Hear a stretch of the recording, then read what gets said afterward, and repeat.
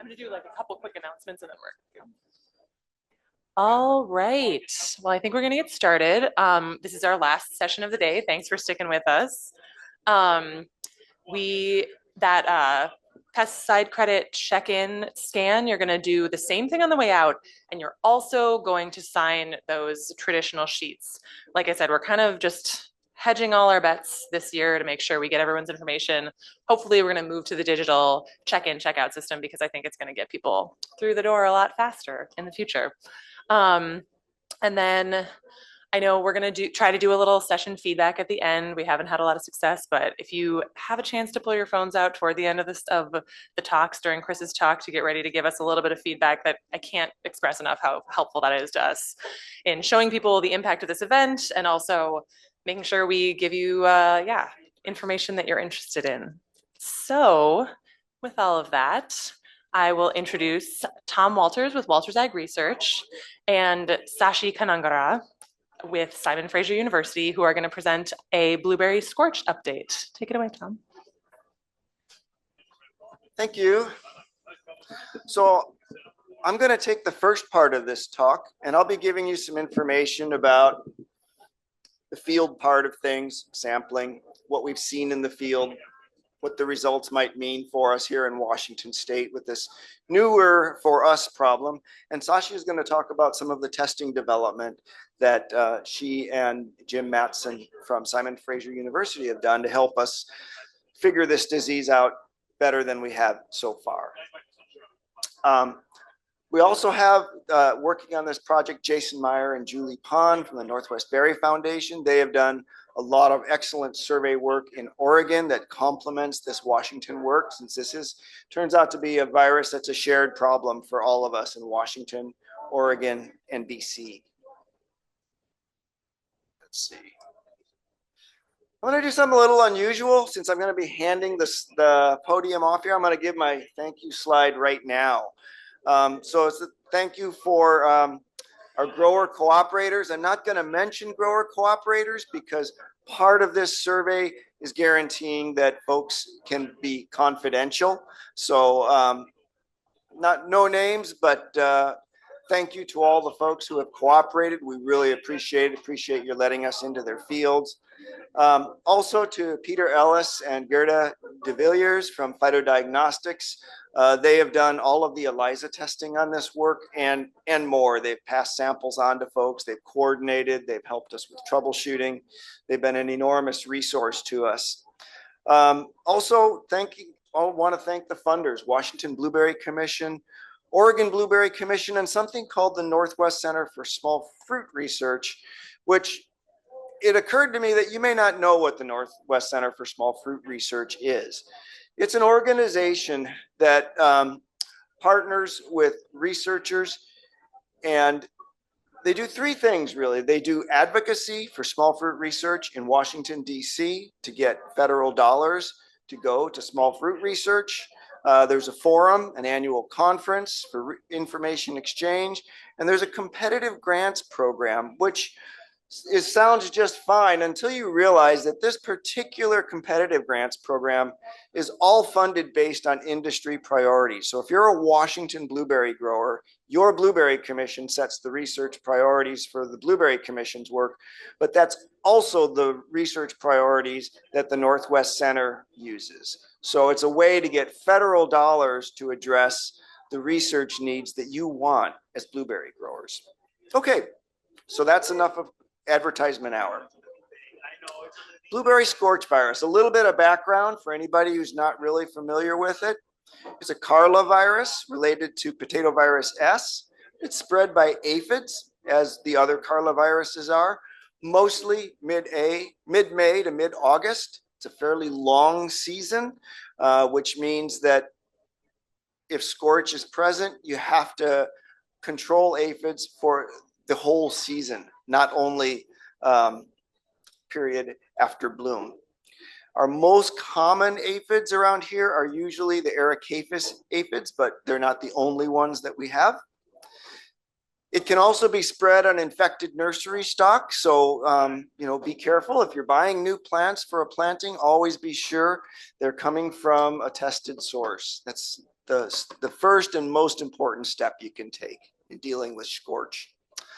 It's not spread by pruning. It's not spread by contact. It's not spread by the machines going up and down the rows, unless they're carrying aphids. And all of the varieties that we know of can be infected with scorch. Cranberries can be infected with it. This is a big issue in BC where there are cranberries in close proximity to blueberries. The cranberries will have it, won't show symptoms, but be perfectly happy to spread it to the blueberries. Symptoms vary a lot by variety. Unfortunately, they often look very similar to symptoms of shock, which is super, super common in Washington state. The other thing to know about this virus is it has a 1 to 2 year latent period. In most cases, when a plant is first infected, it takes a year or two until that plant starts to show symptoms, but that plant can probably spread the virus even before it shows symptoms. Makes it a little more difficult to control. And scorch will weaken plants over time and eventually kill them. Some plants take a long time to die. Blue crop often takes a long time to die. Some plants go down very, very fast. Here are a couple examples of blueberry scorch virus symptoms. The most common one, the thing that's the most striking, is the one that's similar to shock, right? You see flower and leaf bud collapse. The central photo down here shows that flower and leaf bud collapse. Sometimes this happens a little bit later than shock. With scorch, sometimes it'll happen during bloom. With shock, sometimes it can happen during that late pink stage. You can also get a leaf chlorosis on some varieties. We've seen this on Draper and blue crop. Also, blue crop often has this little oak leaf pattern that you can see in the upper picture here. Later symptoms can include stunting, decline, death. We did a survey in 2023 and 2024, Washington and Oregon. I'm showing you just the Washington data here. We went out to fields which we had identified as having some symptoms of either scorch, identified as scorch, or identified as recurring shock, which means that, yeah, it looks like shock, but they shouldn't have shock because we already had that virus in this field. And what we found was that out of 65 fields that we surveyed, we got a total of 21 that had shock virus. So about a third of them were positive for shock. The ones that were positive for shock were at the bottom of this chart out of Skagit and Whatcom County. We did not find shock east of the Cascades. Still haven't found it, but we haven't tested very much east of the Cascades either. So there's a lot of shock throughout the state, but the scorch is only, as far as we have found it, in Skagit and Whatcom County. In Oregon, the pattern is similar. They find it in the Willamette Valley. They find it even in the southern Willamette Valley, but they haven't found it east of the Cascades. Looking at the viruses, I realize this is a really long list, but the take-home message here is that for these varieties, any variety that we've surveyed a good number of fields, like the Aurora or blue crop, where we've surveyed 13 and 12 fields respectively, a good portion of them were infected with scorch virus. So this virus, true to its reputation, it seems to affect just about all of the varieties that we grow. So we don't have any varieties that are in any way immune to scorch virus. Didn't have a real one-to-one correspondence in seeing symptoms and in detecting the virus with the ELISA test that we were using. We detected blueberry scorch virus in both symptomatic and asymptomatic plants. So in the chart that you've got here, you can see that we looked at a total of 160 asymptomatic plants. We looked at 559 symptomatic ones. And you can see that the numbers that were positive for scorch virus are much less than the ones that are tested. So there's a lot of plants out there that were symptomatic, but did not have test positive for blueberry scorch virus, at least by the ELISA test. Similarly, though, we were also able to pick up blueberry scorch virus in some plants that were asymptomatic. They didn't show any symptoms, but we had tested them anyway. We came up with positive results. Remember, this virus has a 1 to 2 year latent period after it's infected before it starts to show symptoms. That could be what's happening here. It's also possible that the virus could have latent periods in individual plants. So it may show symptoms, may not show symptoms, and then may show symptoms again in a following year.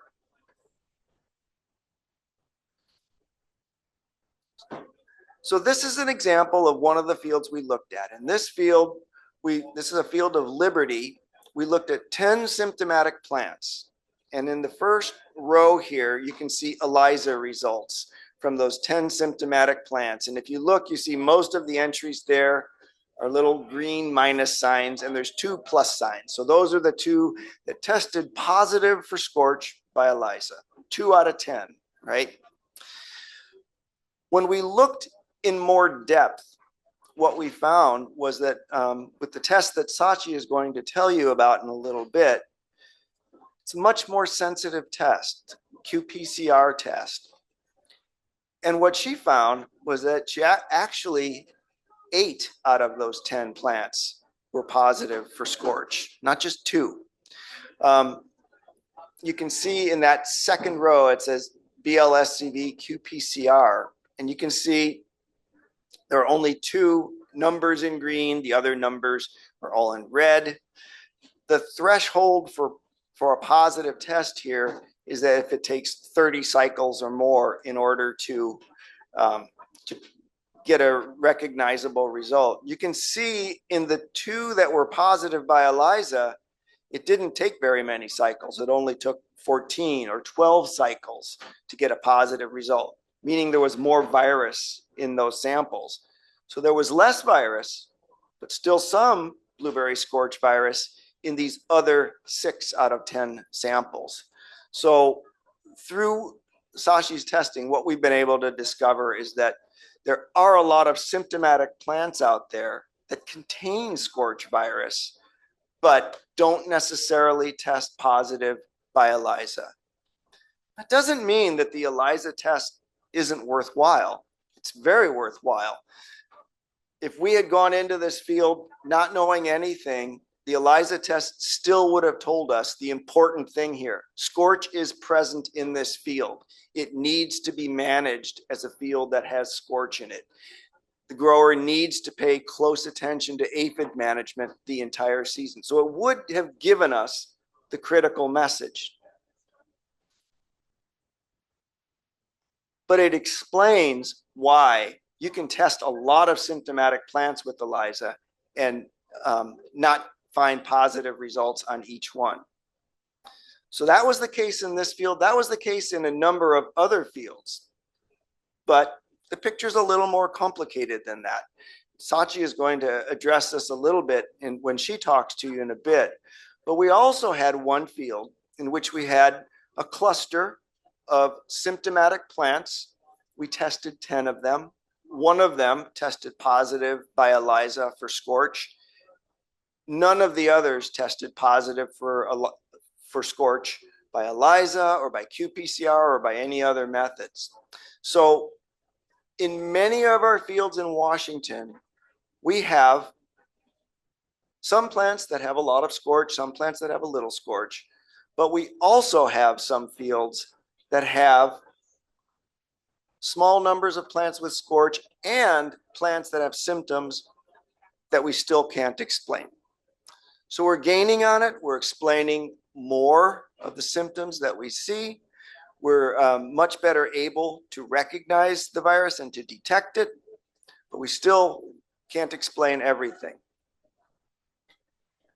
I want to leave you before I hand this over with a mention of the Washington Blueberry Virus Surveillance Program. This is a program the Blueberry Commission funded beginning in 2024, and I anticipate they'll continue it this next year. What this program does is it gives you, blueberry growers, free testing for scorch and shock. So you can send up to 30 free samples per grower. It's open to anybody who's paying assessments. The ELISA testing is done by Phytodiagnostics, which is the lab that we have used, and a standard lab for BC growers as well. Results are confidential, and the turnaround is very quick, generally within a week or two, giving you plenty of time to act on the results. In the interest of time, I won't give a whole lot of information here about collecting the samples, but if you receive the small fruit update, there will be more information coming out to you about that. But just know that that's something you can do. It's free to you, and it's well worth your trouble. Sachi, are you ready to take it from here?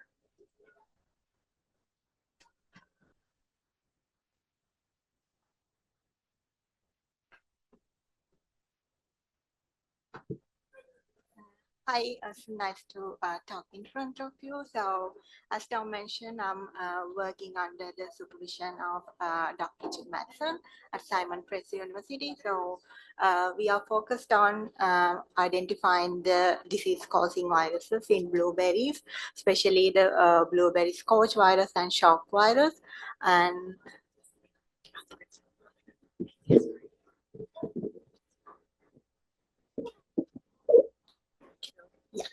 and the diagnosis, improving the diagnosis method of identifying these viruses.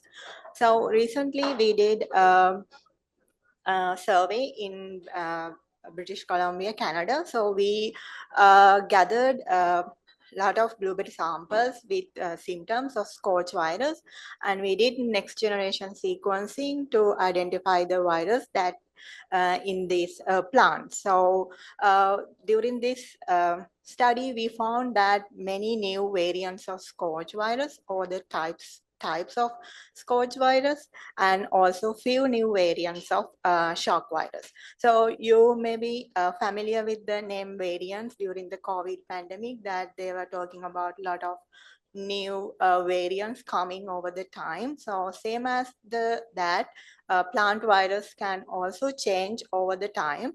And in this figure, you can see some of the scorch variants that we found.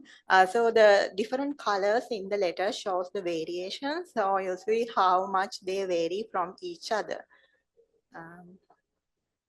And with the information of the variants, we were able to find out problem with our old testings. Our old PCR primers, they gave us false positive about 22%. But then when we found out about the new variants, we targeted more conserved region and developed new primers. With these new primers, we were able to reduce that false negative percentage to 1%.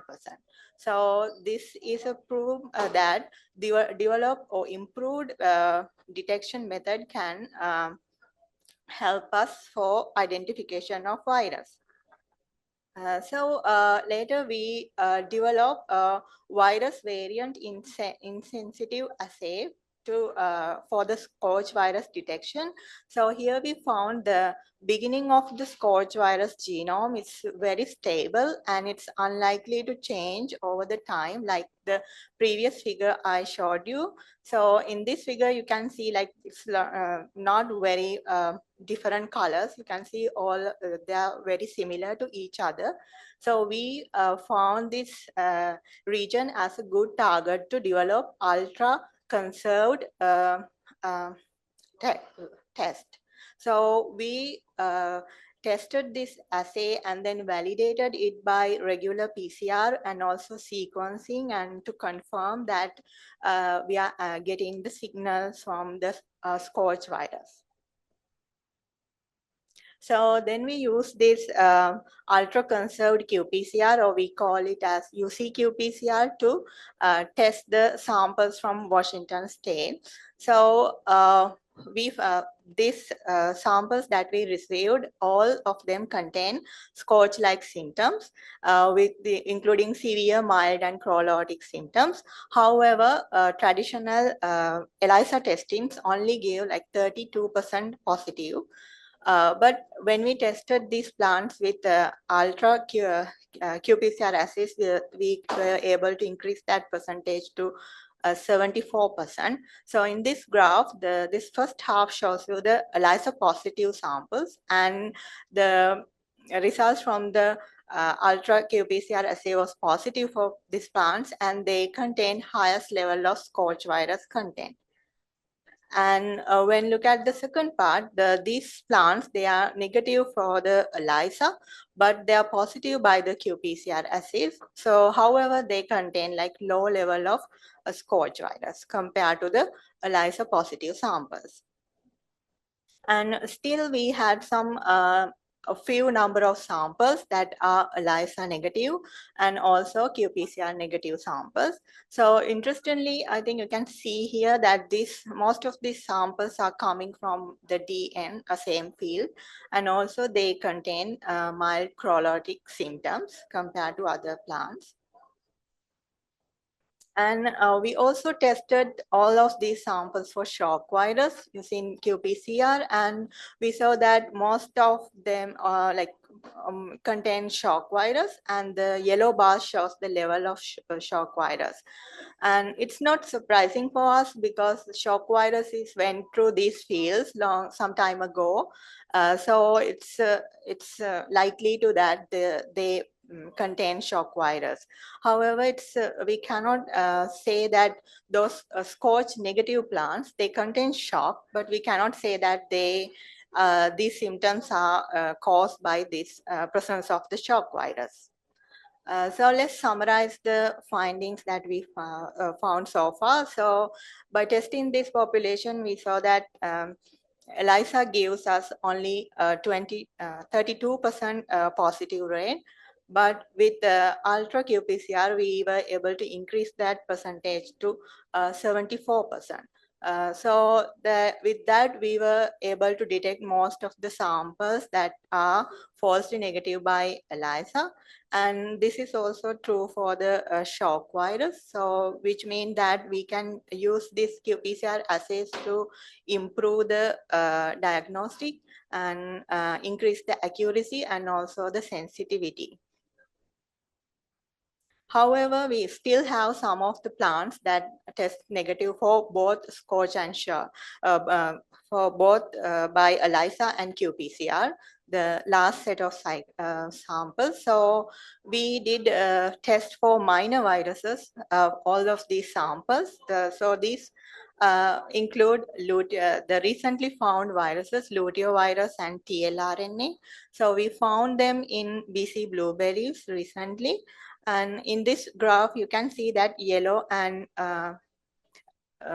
green and blue bar shows the luteovirus, and the purple bar shows the tLRNA. But we yet don't know very lot of information about these viruses, but we found that they are present in many samples, and we hypothesized that maybe the combination of shock and presence of these new viruses maybe result in disease. So our next step is to test on these questions, like are the shock virus free plants showing disease due to presence of shock, altogether the other new virus, and the new virus levels associated with the disease symptoms in these plants. So in next growing season, we are hoping to collect more samples in diseased and healthy plants and do a large-scale survey, including the same fields that we get the samples. And we are hoping to do more correlative statistical analysis to find that the presence of this virus and disease is have some link. So with that, thank you, and I'm open to get any question.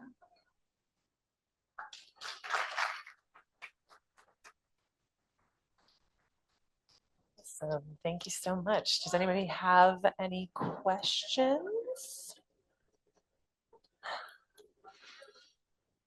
Oh, I'm headed your way with a microphone.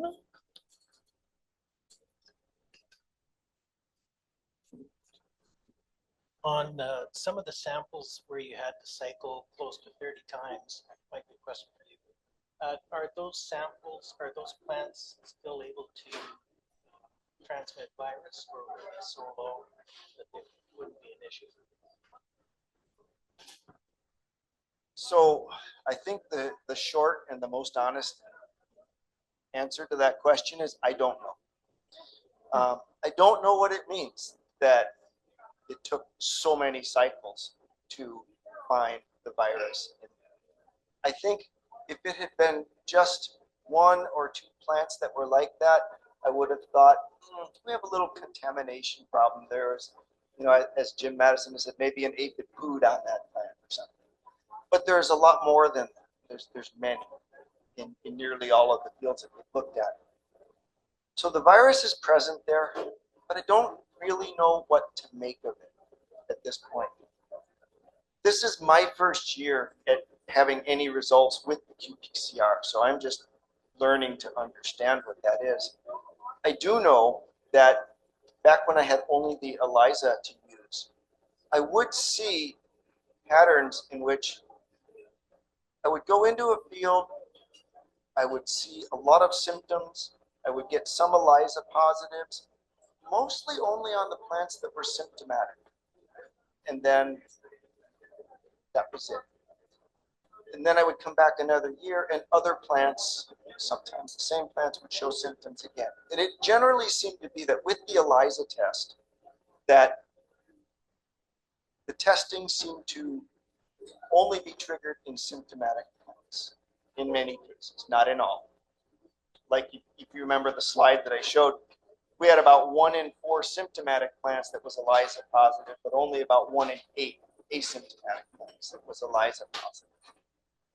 So I think it could be that they only become ELISA positive when there's a lot of virus there. Don't know how much virus it takes to become symptomatic.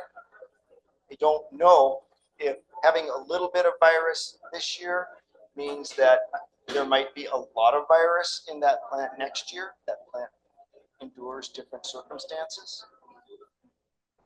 So there's a lot of I don't knows there.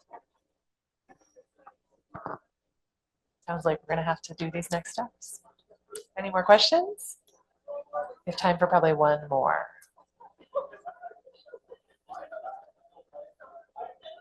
Oh, one more.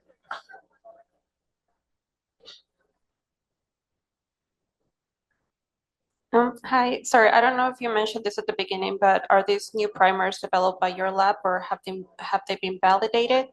And if you would be willing to share, because we're also working on detection of these viruses, so qPCR would be pretty sweet for us. Yeah, these primers, they were developed in our lab, so we don't publish them yet, but we are hoping to publish them soon. So it'll be available for you to use later. Yeah. Awesome. All right. Thank you so much. Thank you.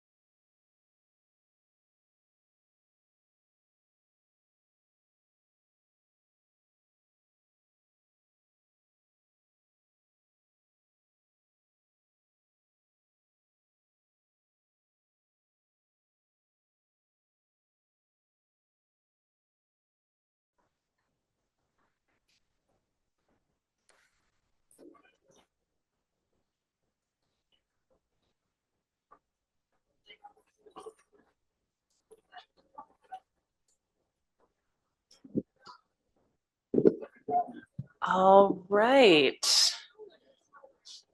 Now we're going to move on to talk by Alan Schreiber. He's going to talk to us about control of diseases in conventional blueberries. Do you want the pouch? Do you want the laser pointer? Like with the. Can you do that? Please. Yeah, absolutely.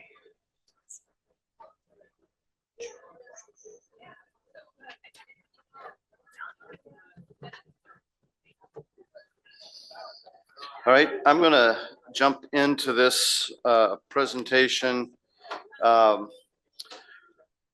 This is disease, a lot of diseases on blueberries on the west side. This is the third highest priority. The Blueberry Commission has about 24 or so research priorities. We rank them highest to lowest. SWD is number 1. I forgot what number 2 is. Diseases are number 3. I don't have a lot of time. Got a lot of data, a lot of information to go over. I can't cover it all, but I'm gonna try and focus on 2 emerging issues: management of botrytis resistance in blueberries, and efficacy data for control of bacterial blight. We've had resistance documented here since I think it was 2013. So why is an emerging issue? If you heard Dr. Machapalli's talk, easily the most depressing talk of this whole meeting, possibly with the exception of Jeff DeLong's talk, where he talks about botrytis resistance in raspberries. I will get into that. But if you add up fungal diseases, bacterial problems, virus issues, diseases are the single biggest area of research for the Washington Blueberry Commission. I haven't really thought about it until I was sitting in the back before this talk, but it wouldn't surprise me if pushing half of our budget deals with some kind of disease problems. Normally when I give talks, I have these massive slides of data sets from trials I do. For example, this is my 2022 trial. I have this long list of products. And by the way, it's only half of it. There's the other half of this trial, 42 treatments. It's almost incomprehensible. But I'm not going to do that. But I would just tell you, there's a whole side of the research we do where we are screening. Dr. Walters over there, front row. Tom, raise your hand here. Does a lot of the work on the west side here, evaluating what products work and what products don't work, conventional and organic. This is going to be pretty much a conventional only talk. If somebody wants to talk about organic, again, different presentation, different time, but see me and I will talk your leg off about organic pest management. But when you look at controlling gray mold, and sometimes I'll say botrytis, sometimes I say bunch rot, which is what they call it in grapes. I do more work on botrytis than any other pests that I have. This year, my company will write 156 research reports, and we probably will have done, across all the crops we work in, onions, potatoes, blueberries, strawberries, raspberry, blueberries, maybe 150 different treatments for botrytis. If you look at blueberries, based on the work that we have done, we feel that there are 15 effective fungicides for conventional control of gray mold, and here they are. There's a brand name, the registrant, the active ingredient, and if you look up on Pristine, it said boscalid and pyraclostrobin, but somehow that got deleted. And it has the FRAC group. FRAC group stands for Fungicide Resistance Action Committee, which sounds kind of like a pest management terrorist group, but really it's a group of folks that got together and decided what the modes of action are for pesticides. If there's a group of products that all act on the same site of a disease, the same mode of action. So they're in FRAC group 7 or 3 or M4. M stands for multi-site. So Captan is active on more than one site. That'll become important later. So we, in one respects, have an embarrassment of riches. We've got 15 different fungicides. We don't have 15 different modes of action. If I had to count the modes of action, there's 7, FRAC group 8, M4, 9, 17, 12, 2, 19. 8 modes of action. That's awesome. That's great. Except in 2013, we had some control failures. That was before I got involved in this. Someone told me a story. It was a CHS crop advisor. I can't remember who it was. Maybe it's Midbow. But he was saying they was driving down the road and they saw a plume of smoke and they said, oh my God, a harvester is caught on fire, go racing up there. And it wasn't smoke, it was a plume of botrytis spores. It was so bad that it looked like it was on fire from all of the spores. They went and pulled some samples and found out that they had resistance. The next year, the Blueberry and Raspberry Commissions funded, I think that was Tobin Peaver back then. Finheximid is Elevate, Boscalid is Pristine, Cyprodinil is in Switch. And they found relatively high levels like everywhere they looked. Washington, British Columbia. It doesn't have Oregon in here, but they also found in Oregon, raspberries, blueberries, blackberries, strawberries. And it says, you see, add in iprodione. The next year we checked and it was iprodione. And so at that point, it was like, great, almost everything we have that's effective, we've developed resistance. Well, we got a bunch of new products. Most of them were in frac group 7, which is the same frac group as Boscalid, which is Pristine. Tobin Peaver moved on. We got Chakradar Machupali. The only thing more depressing than a plant pathologist is a virologist. You think you don't have a disease, you don't think you have viruses, then they start looking and they're out there, you just did not know it. Same with resistance. We told folks, I designed all of these resistance management programs. You got to rotate. These new frac group 7 products work. There's Boscalid, there's Flupiram. Okay, so this is Pristine, this is Luna, this is Kinja, this is drawing a blank here, Switch, and this is in, what is it? I can't remember which one now off the top of my head. But anyway, we have all these products. We said you got to rotate with these. Rotate, rotate, rotate. And then Chalks was doing some work, and lo and behold, in very short order, they developed resistance. Everything developed resistance. Everything. All the frac group 7s.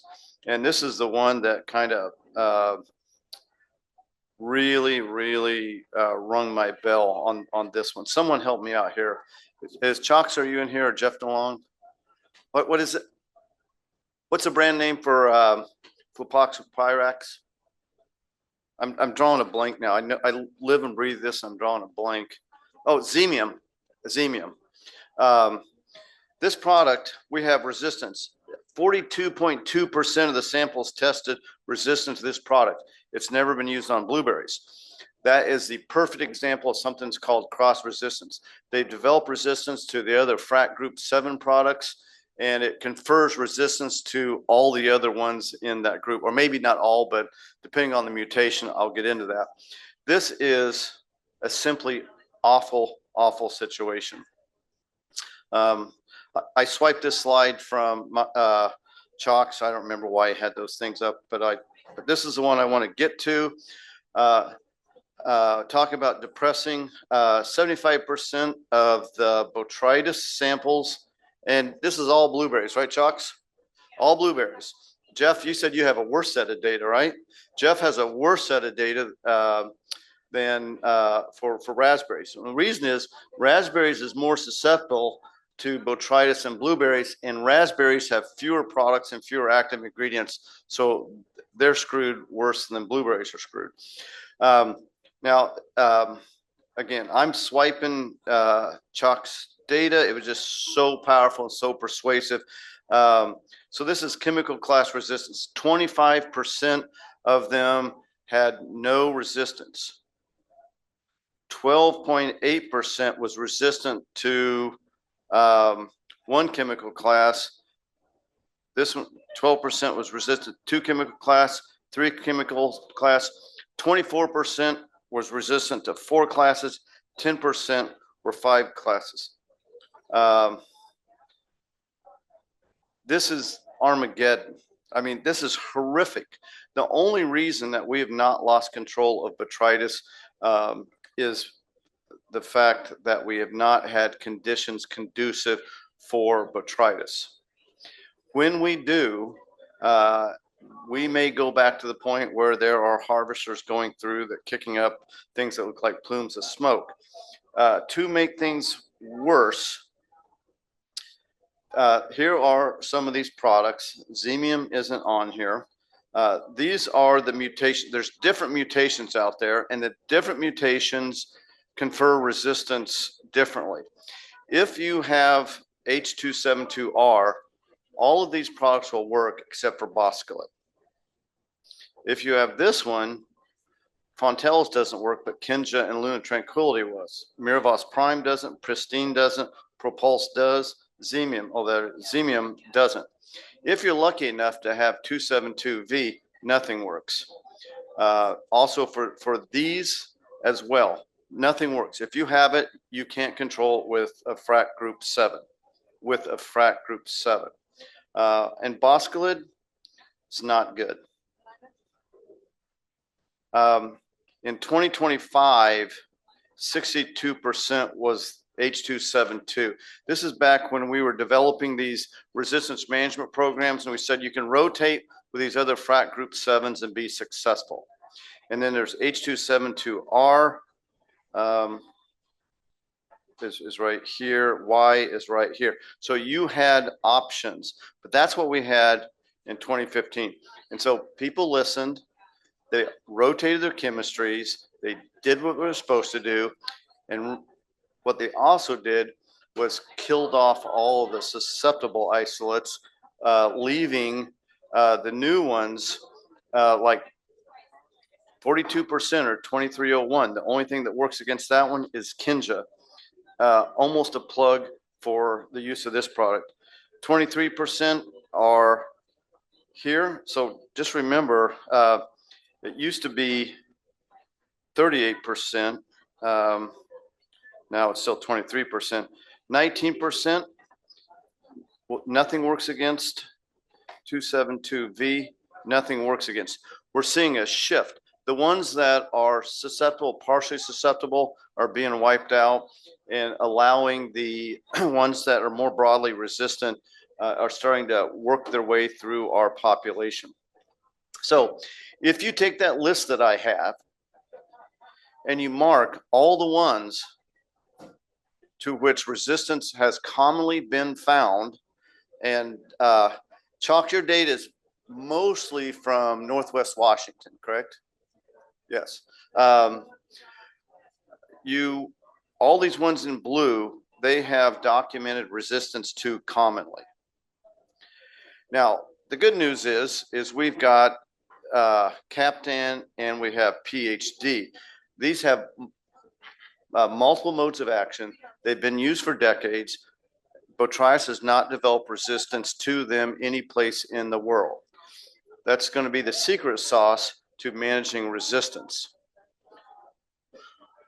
Now, I also have a list of products used for botrytis that aren't very efficacious, which, by the way, is the same list as the ones that we need to use for resistance.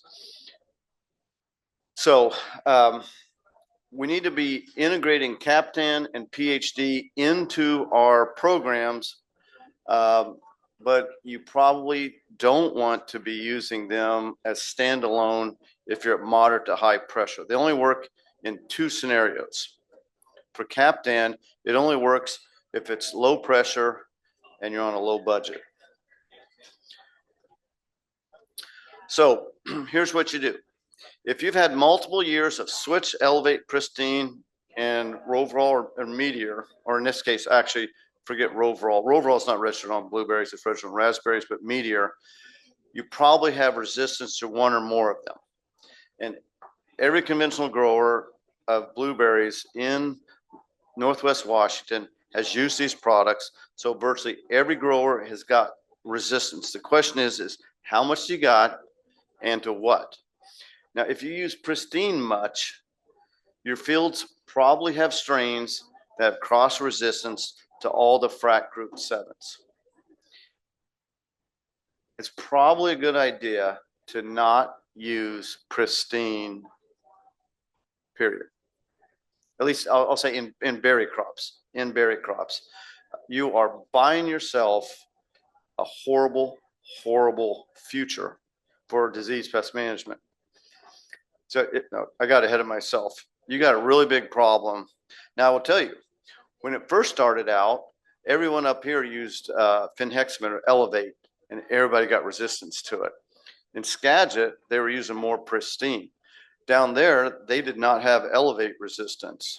And so it depends on what you use. But clearly, if you've been using these products here, almost guarantee you'll have resistance. And if you've been using this one, you probably are going to lose the ability to use any of the frac group 7s. Meteor or Iprodione, we've had that product for decades. We stopped using it because it had some resistance. So people stopped using it for 20 years. The resistance gene is out there. But if you use it like 1 time out of 6, you're going to be okay. So you want to use Meteor, but no more than once per season. In Whatcom County, probably don't use Elevate. Probably don't want to use Pristine. Switch has 2 modes of action. They haven't. Most of them probably have not made the jump to being able to tolerate 2 different modes of action. One of the common ways when the going gets tough for managing resistance is tank mix. We don't have the science yet to recommend things to you yet, but that is coming. But Switch is probably a good. Switch is a good product to have into your rotation.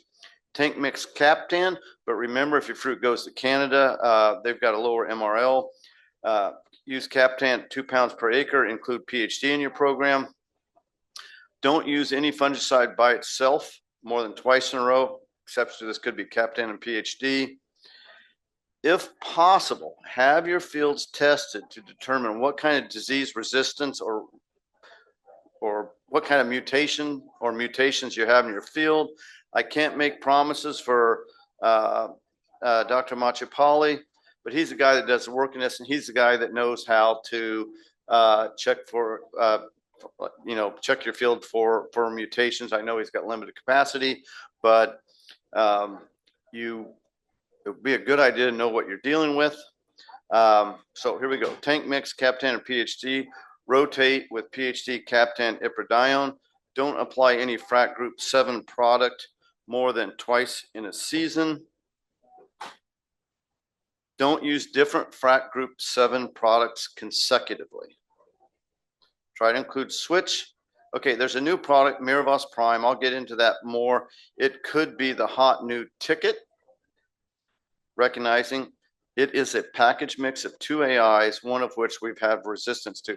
But Switch is also a package mix with 2 AIs, one of which we've developed resistance to.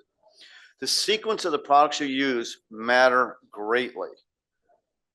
The problem is Chalks and I have not done the research to answer that question. We literally, I was so distraught after listening to his depressing talk. We got together and we're going to try and put a joint proposal in and try and get this question answered.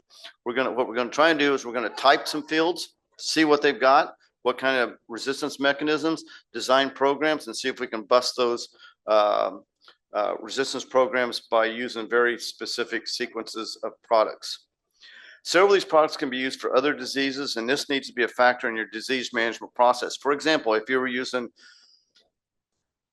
Luna Tranquility or Vellum Prime, this actually in raspberries, I was thinking for cane blight, okay, but that still counts against your rotation for causing botrytis resistance. So sometimes your choice of using a product depends on treatments of other diseases. You have to take that into account when you're thinking about your botrytis resistance management program. So for an example, this is a list of products that I think are effective conventional products for mummyberry.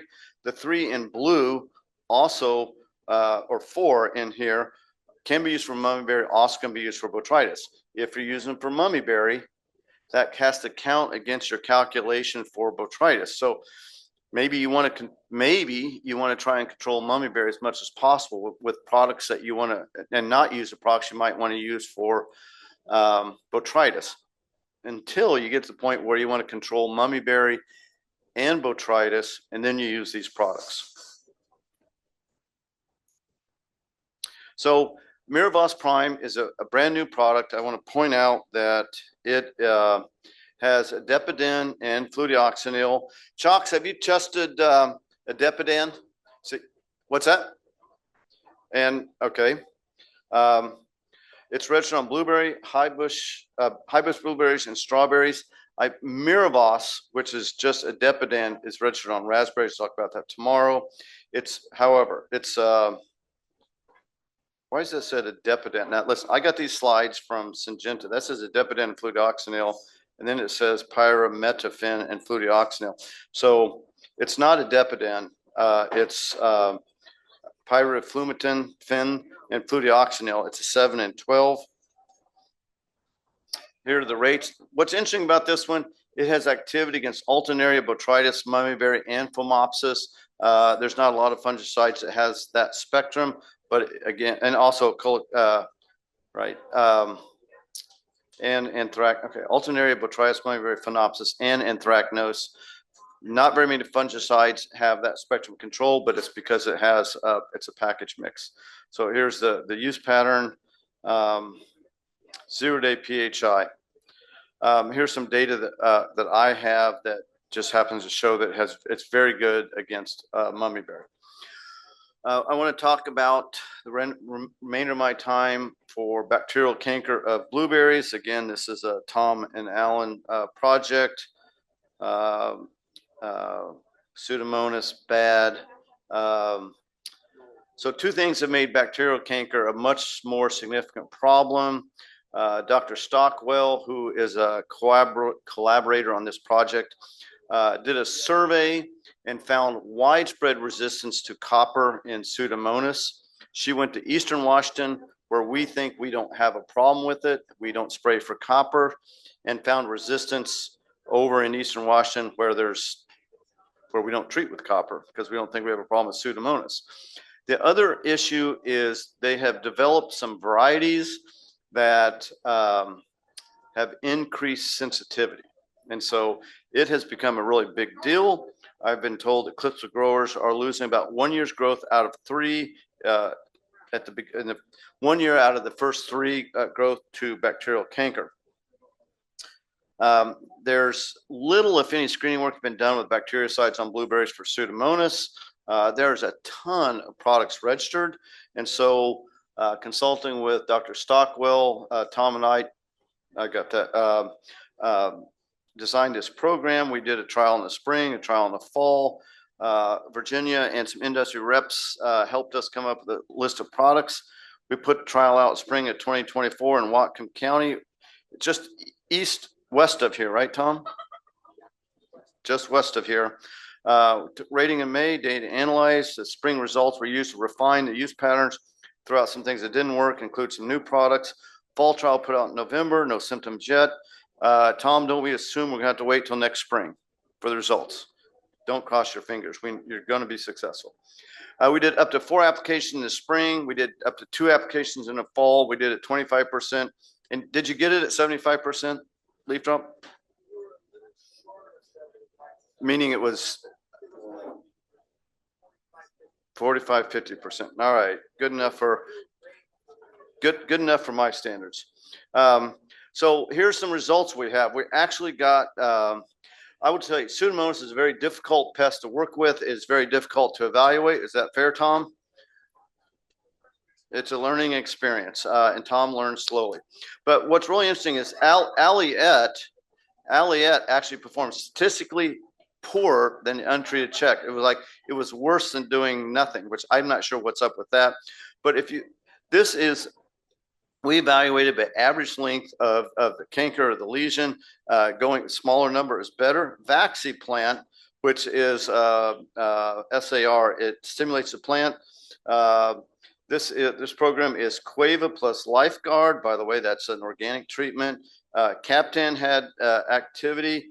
Here is Tanos. Here's the high rate of, not the high rate, this is the low rate of oxidate, Baxit, Install, Badge, and Bravo Weather Stick, all significant, had some effect on reducing bacterial canker. Based on those results, we switched things up and came up with a slightly adjusted treatment. We added Jet Ag and Stargus. Let's see, we did some other things. I can't remember what it was, but this is our fall program. We don't have the results from it. And I've got a few minutes. Uh-oh, the Canadians are ready for the questions. What do you got, Eric?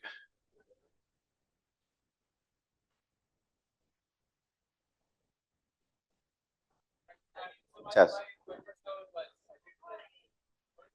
Can you say it a little louder? No, I heard it. I heard what you said. You're trying to, yeah. Well, I thought everything was great, except for that comment about putting PhD in the program. Everybody knows PhDs don't work. So, You know, I'm right Yeah. here. I'm right here. yeah, yeah. I wanted to bring something back up that I asked about during Chakradar's presentation about the ability to do in-field screening. What is your thought on being able to get a better sense of what's actually happening in the field on a regionalized basis to direct field management of botrytis? I am not sure I understand your question. But I will just tell you what Chalks and I want to do is go to some fields, type the level of mutations we have, and then try different programs, tank mixes or sequences to see if we can overcome those mutations. If I were growing here, I would take samples, I would get them into Chalks, tell Chalks, ask him if he could type it for me, and then get a hold of someone who knows and design a program designed around the mutations you have. But I can give you a clue what your mutations will have. You tell me what you've used for the last 3 years, I will probably tell you some mutations you can expect to have. And so you're going to have to use some non-frac group 7s. You're going to have to tank mix with Captan and tank mix with PhD and treat early and treat often. Thank you. Awesome. Anybody else got some questions for Alan? Yeah, I think we have time for one more. Hey, Alan, you had a pie chart that showed the different percentages of resistance to either none, 1, 2, 3, 4, Yes. 5 classes. Yes. That's not the number of frac groups? Or is that the number of classes of frac Okay. 7s? That's Chalks. Why don't you grab the microphone? So we screened 10 fungicides from 5 frac groups. And so that each section in the pie is like that percentage of isolates were tolerant to at least one fungicide. Yeah. So if you look at this one here, what did we say? What did we call that mutation? The one that confers resistance to all the different, what is it? The Death Star, or what did Tobin Peaver call that? I was told that he used to call that as like a killer mutation. A what? Killer Mutation. Yeah. H272V. Right. But we are seeing other mutations as well. This is a really bad situation. And the only reason it hasn't manifested itself in the field is our primary management tool for botrytis has been hotter, drier conditions that hasn't allowed it to express. If we have a cool, rainy, I'll say an early 2000 type weather system, it could be ugly. All right, thank you. Yes, we got to get Alan over to the other room to give another talk, unfortunately. Thank you so much, Alan. All right.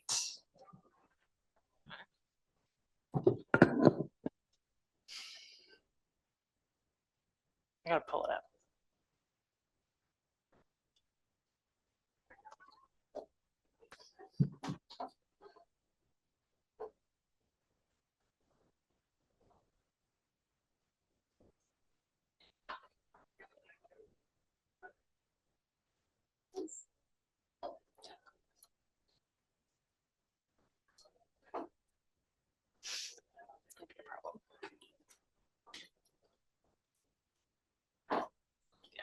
I'm just going to give this a second to load.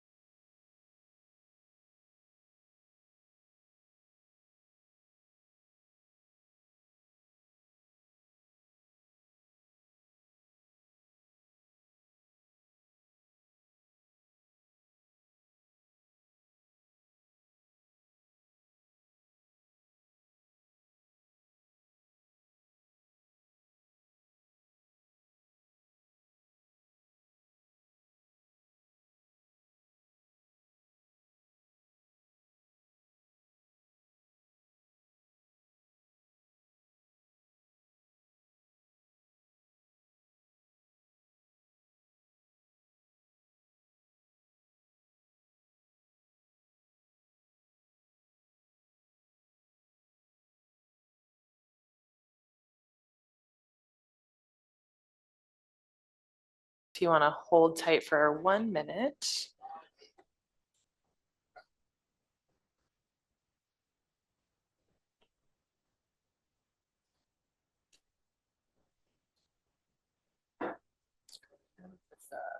That's always going to load.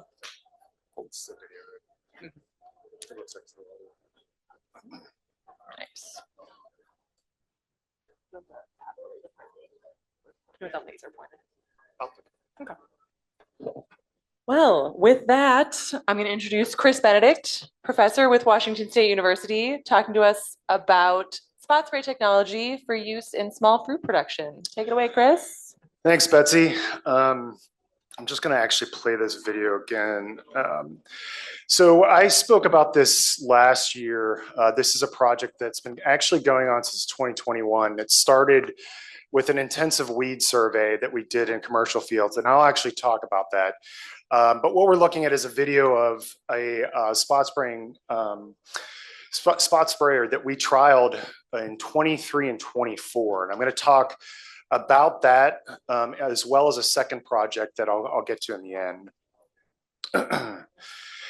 So this was the result of the survey. If the weed survey, if people have seen this before, I apologize, but it made a couple really important points that I want to point to because it justifies a lot of this work. That in both the spring, when we combined data from the spring and a fall assessment, we saw that over 3/4 of the assessment areas contained no weeds. So these are in commercial fields. This is about 40 different fields. And what that means is that weed distribution is very patchy in fields, okay? And industry standard is to spray herbicides, whether there's weeds present there or not. Obviously, with pre-emergent herbicides, you're not going to rely on that. But for post-emergent herbicides, which is the most commonly applied type of herbicide in northwestern Washington, but we do see patches of significant amount of weeds, 30, 40 in a meter area. So very high density, but sporadically throughout the field. And this actually lends itself a lot to the use of spot spray technology because it's only going to spray when there are weeds present. This is a little bit of an overview of what we did. We took 2022 off from this project, but finished it up this past year. So there's a ton of different manufacturers. I'm going to take a minute and talk about the technology, the equipment. We were hoping to actually have our sprayer here, but logistical issues, we couldn't get it here. There are tons of different manufacturers. There's 3 major, the one that we utilized is reliant on a laser sensor.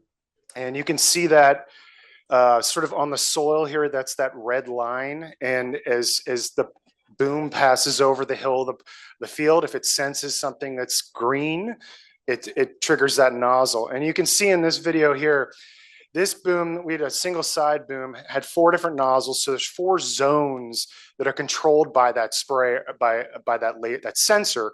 And it only triggers when it finds a plant in that zone, okay? And you can see sort of the distribution of those zones here, and it's currently cycling through all 4 of them. So that's what this looks like. This is actually, I shot this yesterday. I don't know if this is gonna work, but we'll try. This is the actual spray machine that we use. It's a 1950s tractor with a 2024 piece of equipment on it.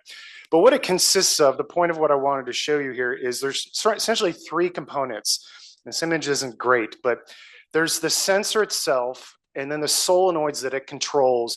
And this big white box here is a computer. So it's pretty beefy. And then there's a control box that you can see right here. And that allows you to switch from basically 4 different modes, of which includes broadcast. So you can use the same boom to broadcast an herbicide. So this is a list of all the trials that we did. You can see that they're fairly extensive, 2023 and 2024,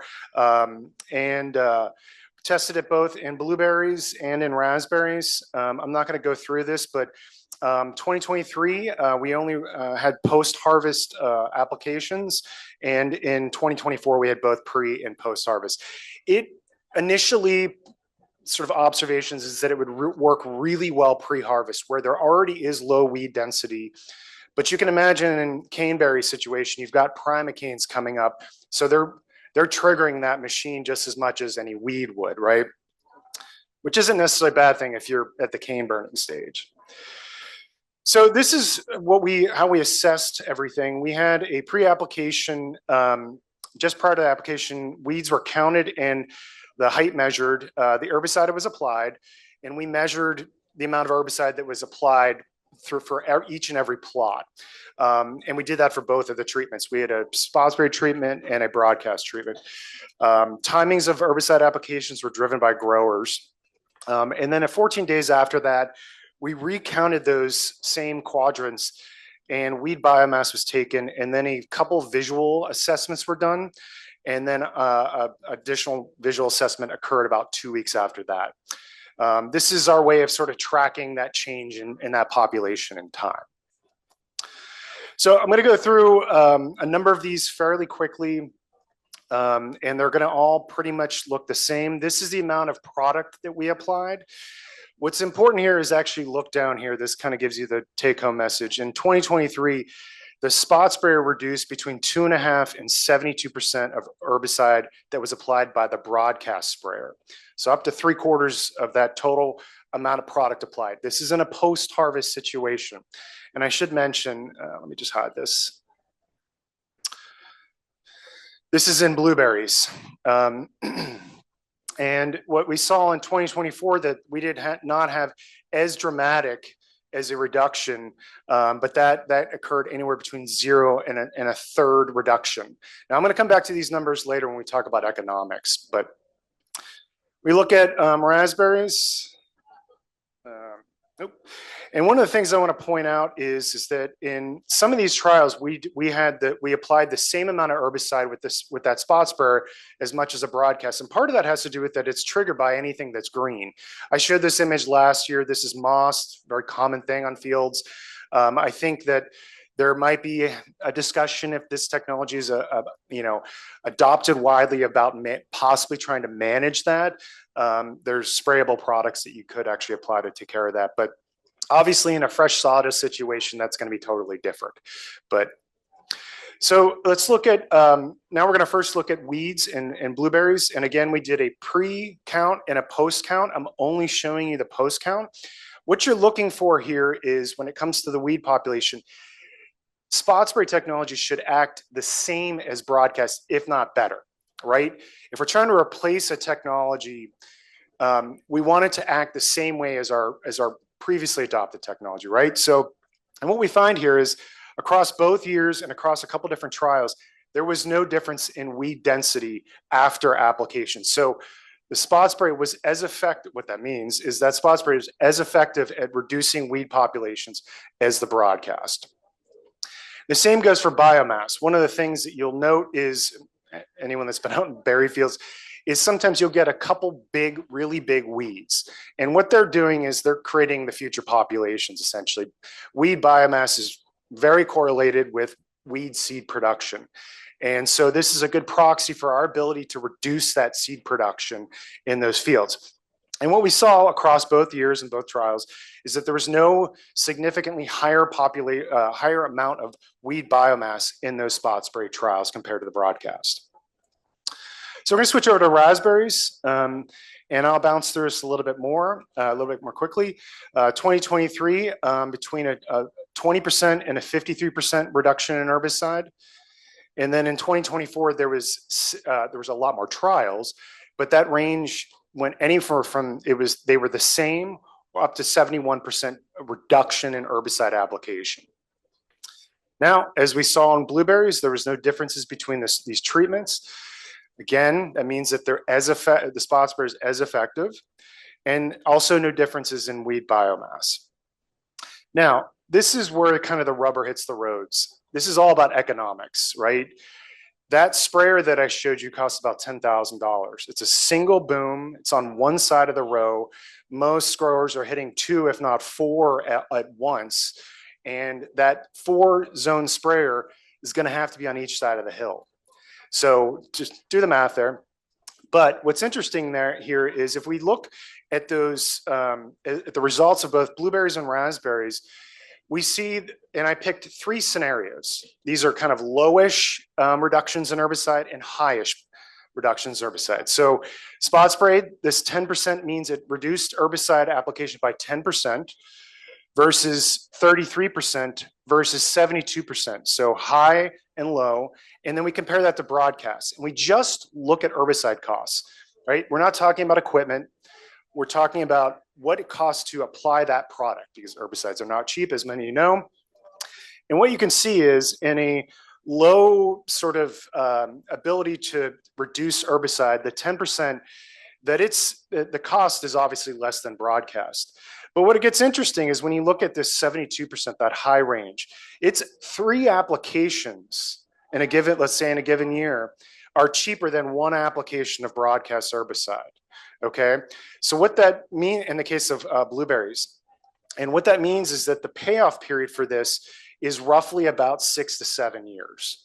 So you'll be able to pay off the equipment, and that's based on a 50-acre field. Okay, so it changes, and what we're not comparing, what that value does not have in is if you grow both blueberries and raspberries. So you're using it on multiple crops.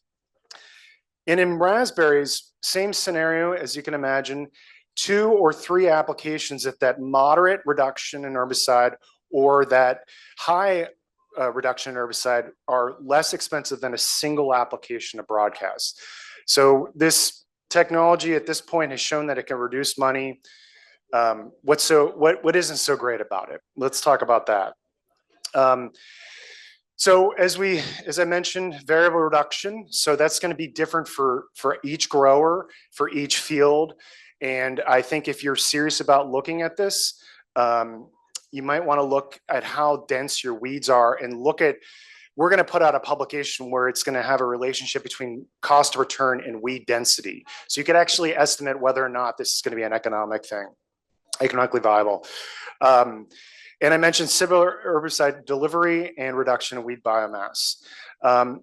This year we included pre-harvest trials. They were different in caneberry and raspberries.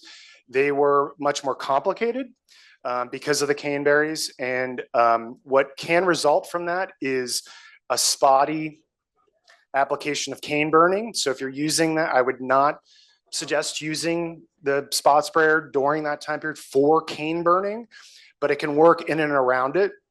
And some of the questions that I walk away from this project looking at is, can more frequent applications be made? So we saw that they're cheaper, even if there's more of them. I'm not advocating just going out and spraying more, but if they're cheaper and you can spray them more, can you slowly reduce your populations over time?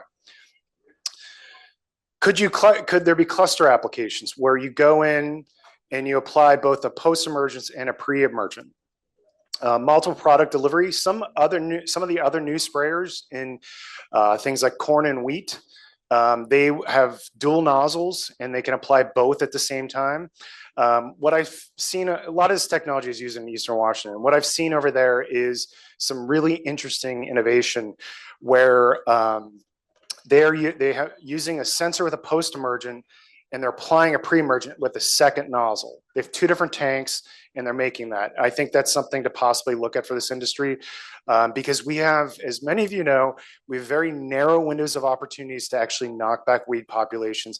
And then you kind of have to ride it through harvest. In some cases that could be 6 weeks, right? So, and as I mentioned before, you can easily switch to a broadcast application. It's literally switching a button. So if anyone is interested in looking at this equipment, want to get closer up to it, we can make that happen. I apologize, we couldn't have it here today. So I'm going to switch gears and talk about another project. We'll get to questions in the end.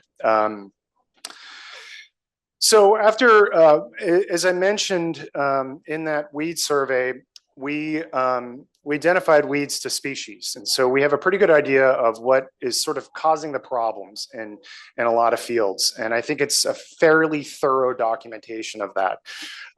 And some of the conversations that I've had with some growers is that increasingly some weeds in the Polygonum family are becoming more problematic. And so we put together a project that was funded by the Washington Blueberry Commission we'll talk about today. So there's several key species. I'll talk about those here in a second. Really, the key here is reducing seed production. Seed lives a long time. They're highly prolific, and that is their main mode of reproduction. A single plant dropping, 4,000 to 5,000 seeds, it's just going to be 4,000 to 5,000 potential plants the following year.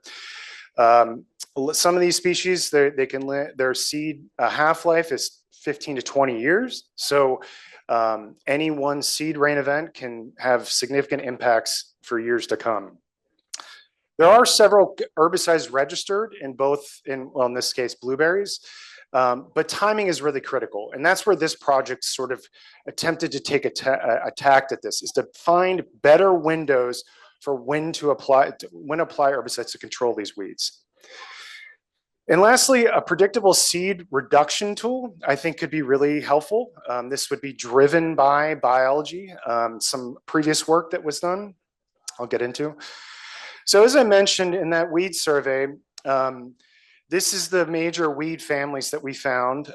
These are organized by fall and spring. That is roughly May, April, May-ish, roughly September-ish.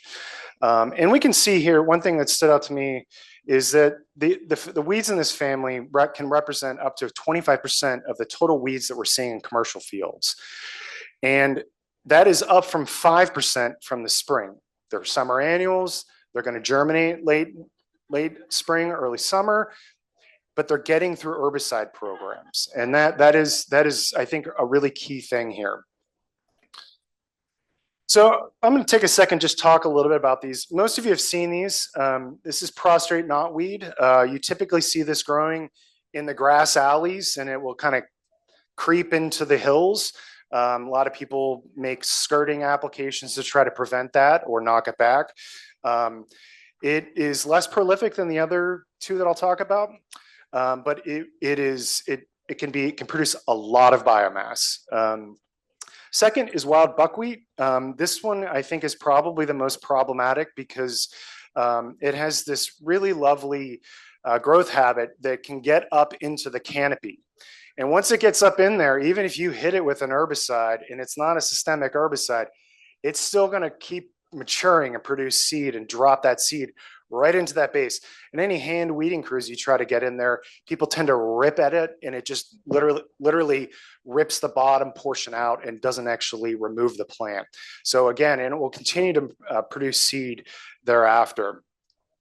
And one that represented about 70% of the weeds that, in this family that we counted is lady's thumb. It is very prolific as well, and it has a very short time period from emergence to seed production. Like actually, almost all of these do, but this one in particular compared to the other two. So we submitted a proposal to the Blueberry Commission. It was funded, but it got delayed, and so we actually weren't able to fully do this project. So I'm going to talk about what we can, but this is sort of what was outlined. Sort of two major objectives. One is herbicide efficacy. So this is a screen. Alan just showed, actually there's a list here of the screen the products that we used. This is sort of looking at everything that can work and seeing what is effective. The second is, and this was not performed, is looking at that timing piece. I think this is where the struggle is the biggest. And there was some previous work by Steve Seefeld and myself that looked at, and Brian's here, oh, there he is. It looked at developing a growing degree day model so that the seed production component of it could be predicted. And that helps with timing. And unfortunately, we didn't get to do any of this because the funding didn't come through until the middle of the summer. But for the herbicide trial, we took basically everything that's registered for the most part and did a couple, and everything was applied. This is post-harvest. And so this is post-emergence only. And so anything that had either a pre-emergence or dual activity was included with a post-emergent contact herbicide. Everything was applied with surfactants, just like we did in the spot spray trials. Weeds were counted beforehand, and then a visual, and then a density thereafter included with a biomass. And visual assessments were done up to about, I think, 50 days thereafter. Just some walking through these products. Nothing, new here. These are all registered in the U.S. This product right here, Quinstar. Who's heard of that? I'm kind of curious. Yeah, I suspected this. This came actually a conversation with a grower, and it's actually it's mostly utilized to control crabgrass, but it does have activity on these weeds. And is a very interesting product that we'll talk about here in a minute. So I'm going to show you the results. These are 14 days after treatment. That's that DAT. 25 days after treatment and about 40 days. And this is all the products in that list. Obviously, we have a non-treated control. Obviously, there's not much control going on there. But what I'm going to do is just to make this easier to look at, I'm going to take everything away that's not at 75% and just limit it down. So this is looking at the same results, but any product that was 75% or better control of any one of these species. We didn't have a uniform, not all 3 species were present in every plot. So we were using them as proxies. But and what we can see is that there's actually several products that were really quite effective. And as early as 14 days, the gramoxone and cheetah were effective. And you'll see here Quinstar. This is the high rate. Notice that it was applied at, the label allows up to roughly 12 ounces a year. So there was a single application at 6 ounces and a full application at 12 ounces. And that 6 ounce never really got above that 75% threshold. So it's not included here. But what you'll see here is that these contact products were all very effective kind of out of the gate. And but Quinstar, because of its activity, the way that it impacts plants, is it actually takes a good amount of time before you start to see symptoms on the plants. And that's why you see this bump up into 40 days.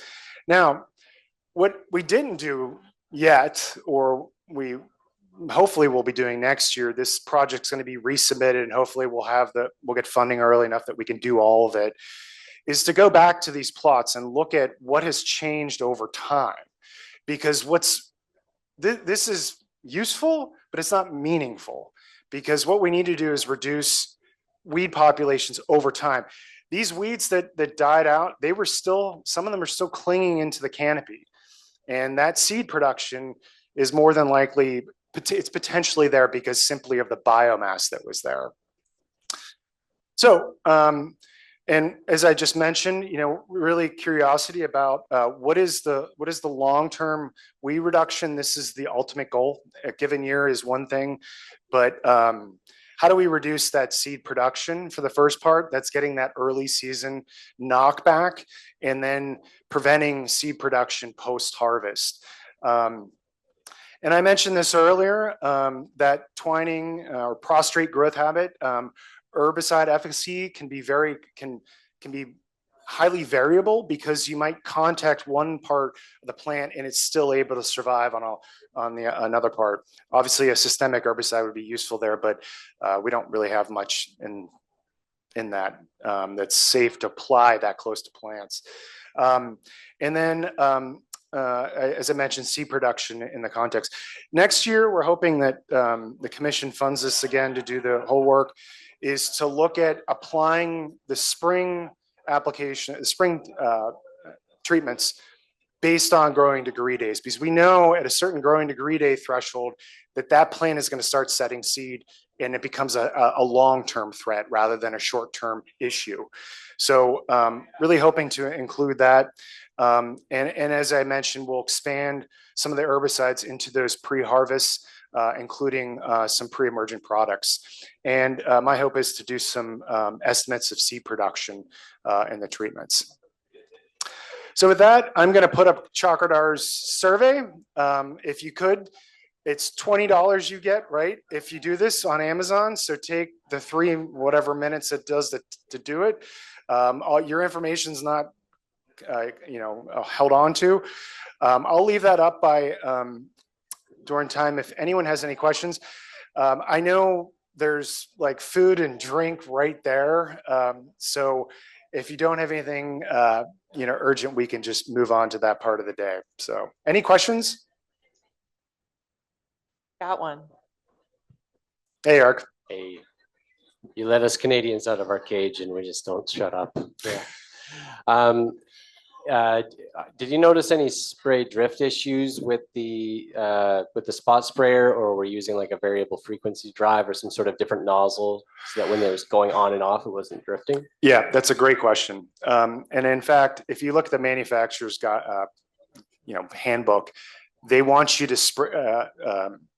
recalibrate your nozzles much more frequently than I think a lot of other manufacturers would because of that issue. What Eric's getting to is that triggering on and off, is it adamantizing more frequently because you're shutting on and off. We use flat fan nozzles, pretty standard issue.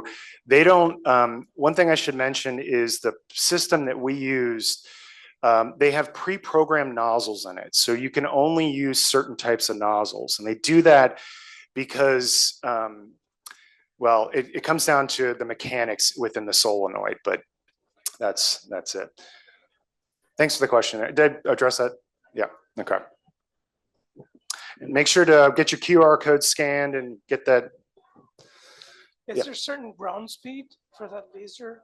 Sorry, I can't hear you. Is there a certain ground speed you have to go? Oh, great question. Thank you. That's actually a really good point.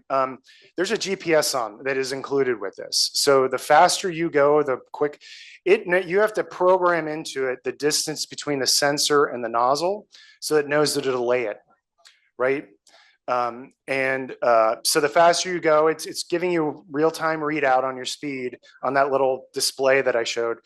And so it's compensating for that. You can apply up to 15 miles per hour, but I don't think anyone's driving in berry fields that fast. So yeah, but the technology's there. It frankly really is. And it's being used on a lot of acres in east of the Cascades. I think there's a question. No? Never Okay. mind. Oh, yep.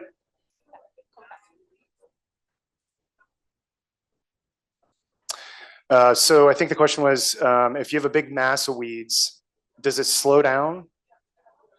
Betsy, can you give him the mic? I can't. In blueberries, you got couch grass and that. It's hard weed to kill. Yeah. So it's spotty. So when you do the conventional, you kind of slow down a bit and just, take it as how much weeds are present in the field. I think you're asking if there's a big clump, is it able to sort of compensate for that big biomass? Yeah. It's going to trigger, I really wish we had it here.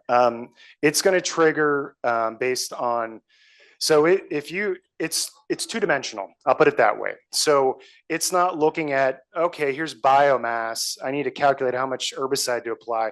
It's simply saying there's something green there between here and there, I'm going to spray all of that. Yeah, and if anyone gets one of these, I highly recommend getting spray dye. You can see it. It's pretty useful to, although if you can get it all over everything. Anyone who's ever used spray dye. Anything else? Thank you all for patiently waiting around. I think it's pesticide credits, right? Yes. Yeah. So if we'll get pesticide credits, I believe. Great talk, Chris. Thank you. Yeah, I believe the sheets are out. And so we're asking you to, both do the sheets, write your name down like usual, but also get your badge scanned by our friendly scanners who are the same people you saw on your way in.